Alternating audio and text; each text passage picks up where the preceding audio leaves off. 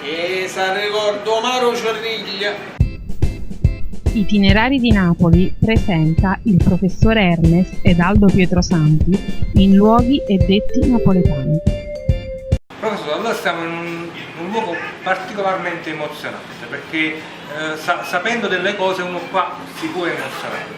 Innanzitutto questo è il Cerriglio, che è anche, vabbè, poi ci dirai il detto, però qua c'è la locanda del Caravaggio. Ma che cosa ha a che fare Caravaggio con Napoli e con questo luogo così angusto?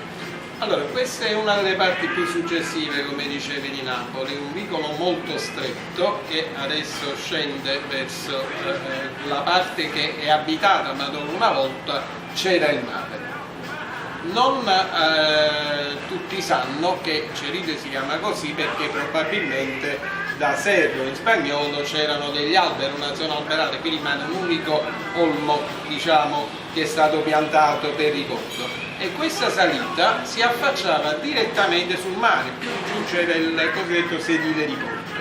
Questa davanti alla quale noi siamo è l'esatto posto dove si trovava la locanda che fu già nel XIV secolo, nel 1300, un luogo in cui molti si ritrovavano per mangiare ma anche per giocare, un luogo sicuramente anche abbastanza malfamato, rinomato da una parte ma malfamato dall'altra, perché c'era un po' un'umanità di vario genere, spesso succedevano anche dei furti, delle aggressioni, c'erano marinai. E questo luogo è conosciuto proprio soprattutto per la presenza di Caravaggio.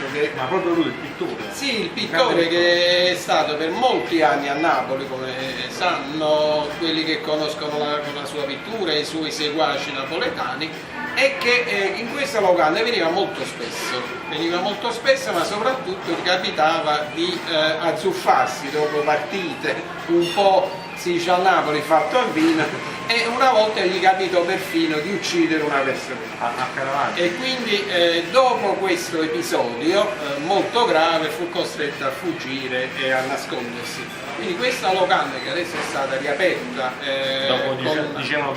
dopo 200 anni, è stata riportata anche con i piatti tipici del 600. Questa locanda ci ricorda che qui siamo in un posto particolare. Il proverbio a cui noi ci riferiamo è "Sa ricordo Maro Cerriglia". Quindi i tempi in cui questa zona era bagnata. È un riferimento nei confronti di coloro che forse non sanno che qui c'era una volta il mare che lambiva questa parte della collina, ma quindi un ricordo di una età passata. Il Cerriglio però è tuttora un luogo incantevole di Napoli e quindi i turisti possono scoprire, diciamo, una Napoli inconsueta, oltre che un'ottima cucina. Dove ci hanno detto appunto che ripropongono delle ricette anche tipiche del 600 sicuramente. Benissimo, è tutto per il momento, ciao a tutti. Ciao.